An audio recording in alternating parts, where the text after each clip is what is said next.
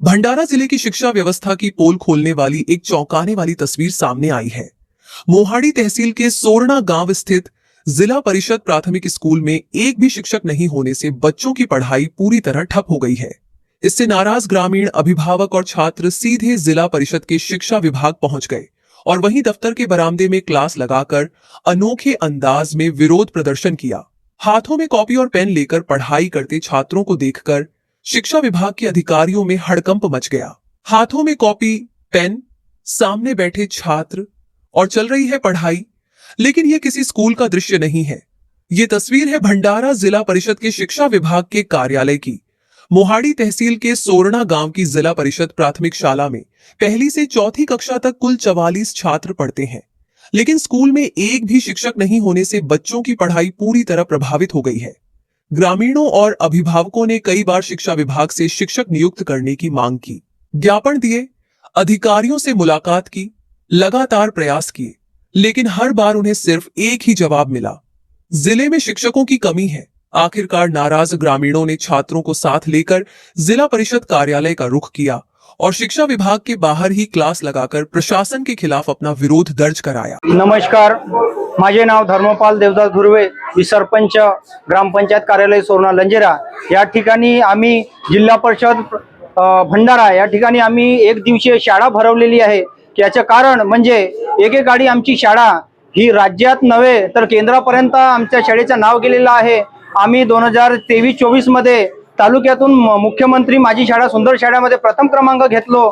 24-25 या वर्षामध्ये आम्ही जिल्ह्यातून दुसरा क्रमांक घेतला आणि या मागच्या वर्षापासून आमच्या शाळेला शिक्षक नसल्यामुळे आमच्या जिल्ह्याचा प्रथम क्रमांक हुकला आणि आज अशी व्यवस्था आहे की 44 विद्यार्थ्यांची पटसंख्या असून सुद्धा त्या ठिकाणी 6 महिन्यापासून एकही शिक्षक उपलब्ध नाही। आम्ही वारंवार शासनाकडे पत्रव्यवहार केला तरी आमची कुठे दखल घेण्यात नाही आली आणि त्या गोष्टीला आम्ही आज हतबल झालो आणि आज आमच्यावर अशी वेळ झाली की आम्ही पालकासकट विद्यार्थ्यांची शाळा ही आम्ही जिल्हा परिषद भंडारा या ठिकाणी भरवण्यात आलं।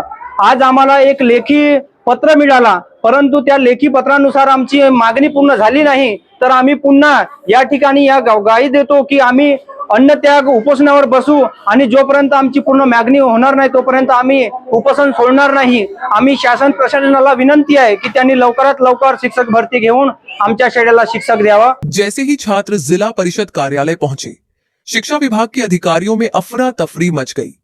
अधिकारियों ने ग्रामीणों से चर्चा की और जल्द से जल्द शिक्षक उपलब्ध कराने का आश्वासन दिया। हालांकि ग्रामीण अब केवल आश्वासन पर भरोसा करने को तैयार नहीं है।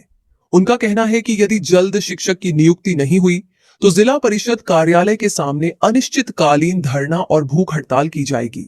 माझ्या गावच्या जिल्हा परिषद शाळेमध्ये मागच्या 4 महिन्यापासून एकही शिक्षक नाही आहे। एकेकाळी आमची शाळा जिल्ह्यात नव्हे तर राज्यात नव्हे तर देशामध्ये गाजलेली होती आणि आज परिस्थिती अशी आहे की आमच्या शाळेला शिकवण्याकरता एकही शिक्षक नाही आहे। आज आमच्या सर्व सोरना पालकांना असा विचार पडलेला आहे की खरोखर आपल्या मुलांचे शिक्षण हे अंधारात सापडलेलं आहे। आपण काय करावे? जर आम्हाला आज आम्ही शिक्षकाकरिता इथं आलो, आमची थोड्या प्रमाणात मागणी पूर्ण झाली। जर ते मागणी पूर्ण झाली नाही तर आम्ही पुन्हा येत्या 2 ते 3 दिवसात आमरण उपोषण करू, याची शासनाने दखल घ्यावी। आज आम्ही जिल्हा भंडारा येथे जमलो आहोत।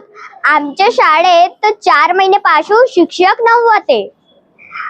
शिक्षण मागणीकरिता आम्ही इथे जमलो आहोत। 4 महिने झाले आमच्या शाळेत एकही शिक्षक नाही। आम्हाला शिक्षक पाहिजे, याबद्दल आम्ही इथे आला आहोत। आमच्या शाळेत शिक्षक नाही, गोटे सर होते ते पण चालले गेले, पण आता आम्ही काय करावा म्हणून शिक्षकाच्या मागणीसाठी आम्ही इथं आलो। शिक्षा का अधिकार हर बच्चे का मौलिक अधिकार है, लेकिन जब स्कूल में शिक्षक ही नहीं होंगे तो यह अधिकार सिर्फ कागजों तक ही सीमित रह जाएगा। शिक्षा केवल किताबों तक सीमित नहीं होती, बल्कि एक शिक्षक ही बच्चों के भविष्य की नींव तैयार करता है।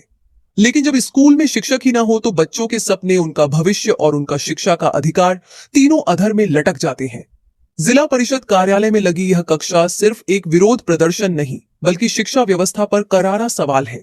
अब सबसे बड़ा सवाल यही है, क्या शासन इन 44 मासूम बच्चों को उनका शिक्षक और उनका अधिकार दिला पाएगा, या फिर उन्हें पढ़ाई के लिए यूं ही सड़कों और सरकारी दफ्तरों का सहारा लेना पड़ेगा।